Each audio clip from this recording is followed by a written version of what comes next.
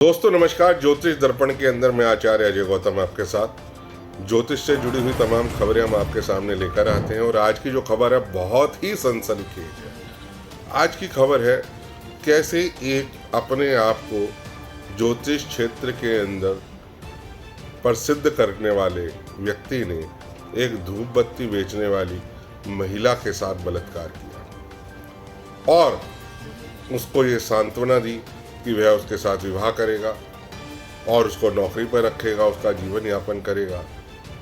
लेकिन बजाय अपने पाप का प्रायश्चित करने के उस व्यक्ति ने संगठित अपराध के तौर पर एक दूसरे ज्योतिषी काले कलूटे बैंगल लूटे, जो कि उसी की तरह नकली ज्योतिषी का एम्पायर खड़ा करा, जिसने सॉफ्टवेयर बेच कर ज्योतिष के अपना एक बड़ा एम्पायर खड़ा कर लिया, उसकी गवाही डलवा दी और उसी लड़की को बंद करा दिया कि यह लड़की मेरे ऊपर जो शादी करने का और मकान का दबाव डाल रही है। वो जो दूसरा ज्योतिषी है, जो नकली ज्योतिषी है, जो सॉफ्टवेयर इंजीनियर से अपने आप को ज्योतिष में अपने आप को स्थापित किया, उसका बयान आप पढ़ेंगे तो कितना आपत्तिजनक है। जो कि क्राइम ब्रांच में यह केस है और हम पूरी तरीके से उसका साथ देंगे उस पीड़िता का और सर्वोच्च न्यायालय तक लड़ेंगे उसको न्याय दिलाने के लिए। जो दूसरा पहले अपराधी व्यक्ति जिसने उस महिला का रेप किया, उसका साथ दिया उस दूसरे ज्योतिषी ने, और वो कहता है कि मैं इससे मिला था, इस लड़की से, इसका नाम नहीं लेंगे, कानूनी तौर पे बाध्यता है, और इसने मेरे साथ भी सेल्फी खिंचवाई थी, इसलिए यह मुझसे भी संबंध बनाना चाहती थी। यानी कि किसी के साथ सेल्फी खिंचवाना, किसी महिला का किसी पुरुष के साथ सेल्फी खिंचवाना, इन दो अपराधियों और कुत्सित मानसिकता वाले नकली डिग्री वाले ज्योतिषियों को यह लगता है कि अगर कोई महिला किसी पुरुष के साथ सेल्फी खिंचवाती है तो वो उसे रेप करने का, शारीरिक संबंध बनाने का आमंत्रण और लाइसेंस दे रही है।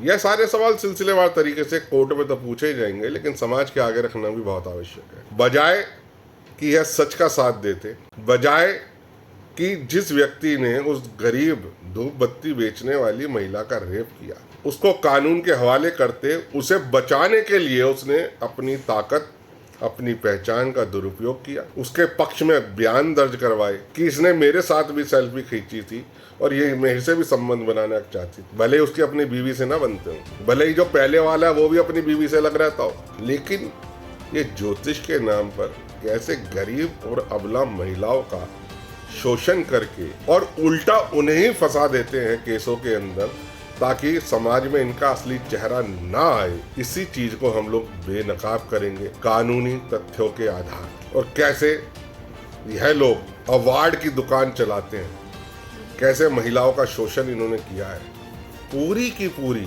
कह लीजिए जानकारी आपको मिलेगी। ये नकली अवार्ड, ये नकली डिग्रियां। हालांकि मैंने और उमंग तमनेजा ने साथ में इस कार्य को शुरू किया था कि कैसे नकली डिग्री वालों को रोकना है, और कानूनी तौर पर मैं आज भी इन मामलों को अदालतों में लड़ रहा हूँ। लेकिन उस धूप बत्ती वाली का जो केस है मैं सर्वोच्च न्यायालय तक लेके जाऊंगा, ये मेरा वादा है। और जब तक उसको इंसाफ नहीं मिलेगा और ऐसे ज्योतिषियों का पर्दाफाश नहीं करेंगे जो सिर्फ यह कहते हैं कि इसने मेरे साथ भी सेल्फी खिंचवाई थी, इसने मुझे फोन भी किया था, इसका मतलब it's a licence to rape human. सोचिए क्या गंदी मानसिकता है ऐसे लोगों की। और ये दिमाग से इतने शातिर होते हैं कि उस महिला को झांसे में रखा कि भाई उसके साथ में कुछ गलत, इससे पहले कि वो कोई कानूनी स्टेप लेती, उसे कानूनी स्टेप लेने से रोका गया, सांत्वनाएं दी गई, और मीनवाइल उसी पर केस डाल दिया गया, जबकि 25 से ज़्यादा रिकॉर्डिंग मौजूद हैं उन दोनों के बीच में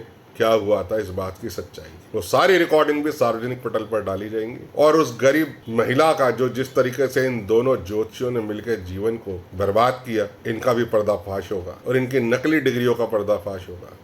उपराष्ट्रपति से लेकर IIMT यूनिवर्सिटी तक बताया जाएगा कि आपके यहाँ कैसे कैसे लोगों का प्रवेश होता है और कैसे कैसे लोग आपके बुलाए जाते हैं, कैसे कैसे आपके नाम का दुरुपयोग होता है। पूरी शिकायत हाई कोर्ट से लेकर सुप्रीम कोर्ट तक इस केस को लड़ा जाएगा। ये ज्योतिष दर्पण का वादा है। नमस्कार, आचार्य जी।